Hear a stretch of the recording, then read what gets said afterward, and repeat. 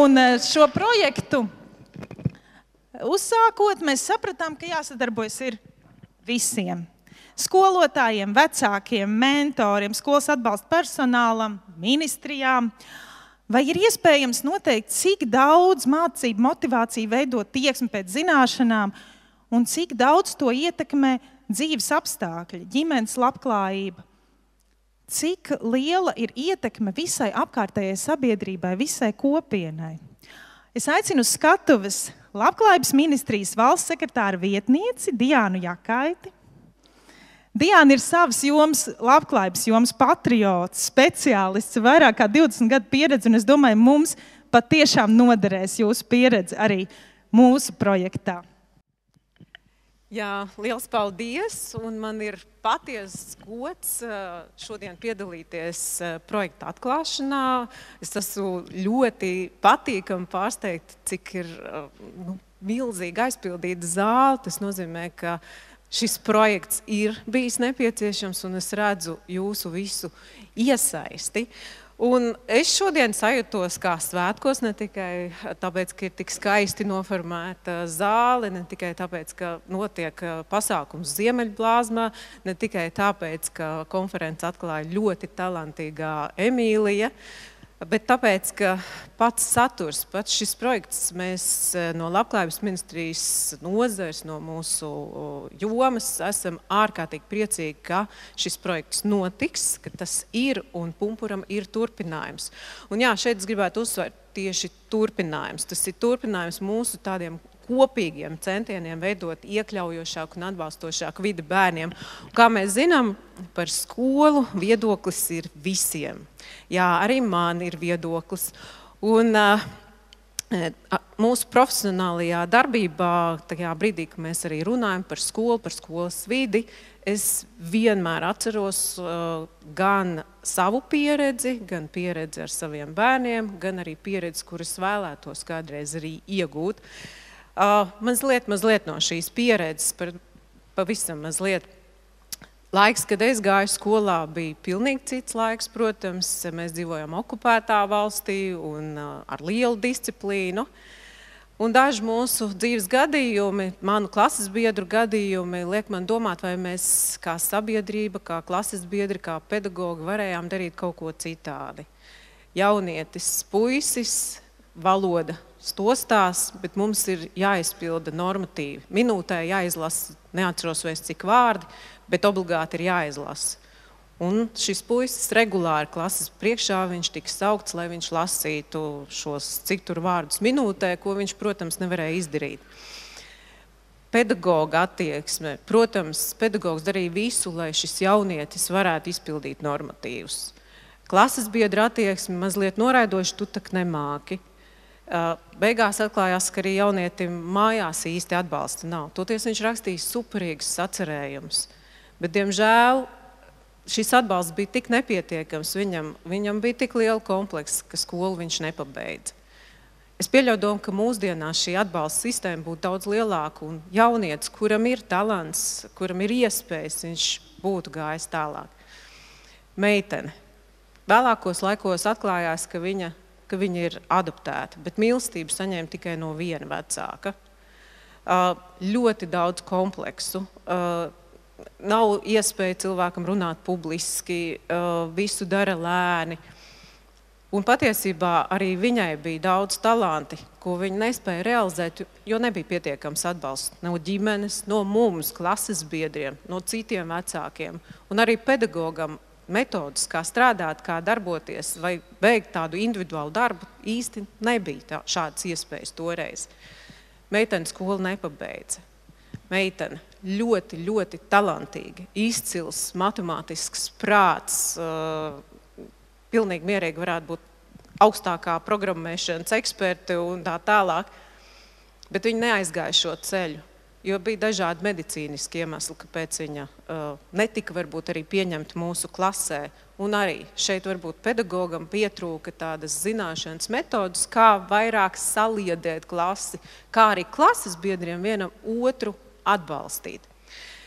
Šobrīd šādas metodas ir vairāk, daudz vairāk. Tomēr pedagogi nereti ir tomēr arī vieni.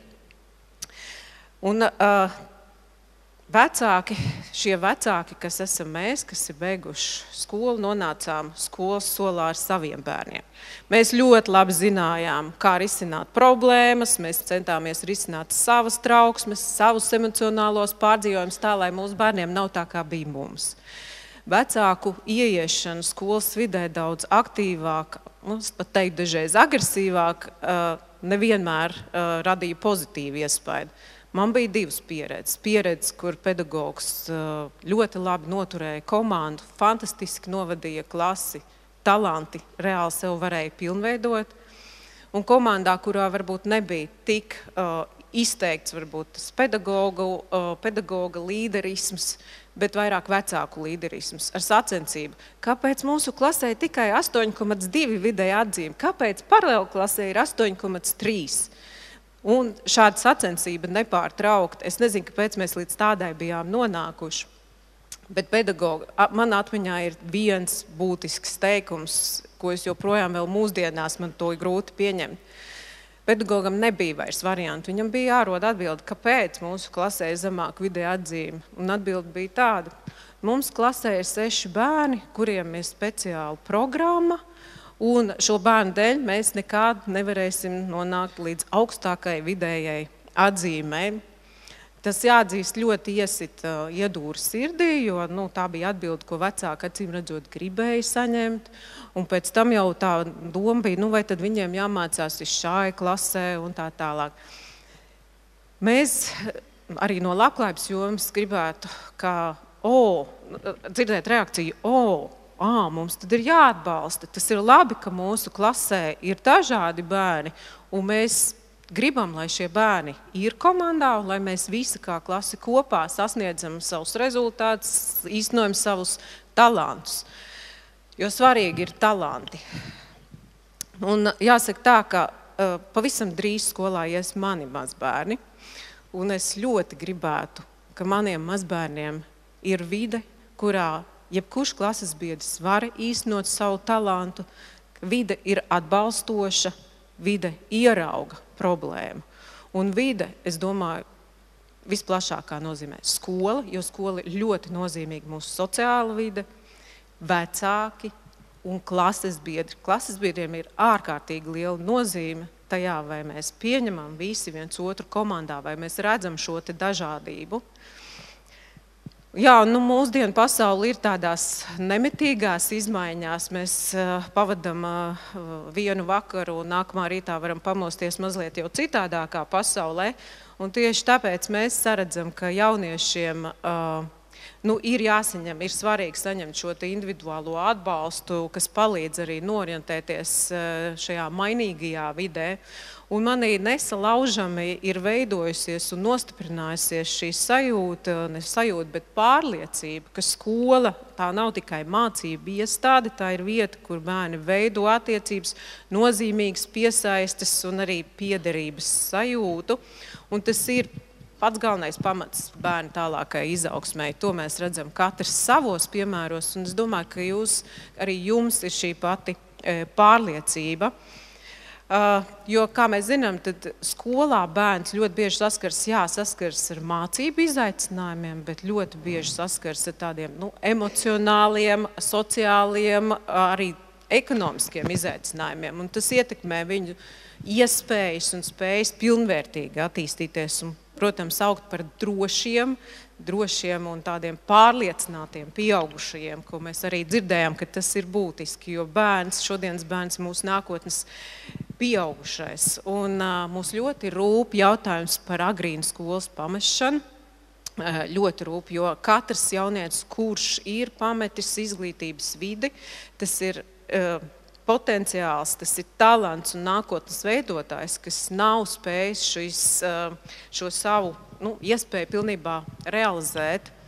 Iespējams, nākotnē vēl varēs, jo nekas jau nav, protams, zaudēts, bet tas sākuma punkts, no kura šis talants var augt, ir mūsu skolas vide.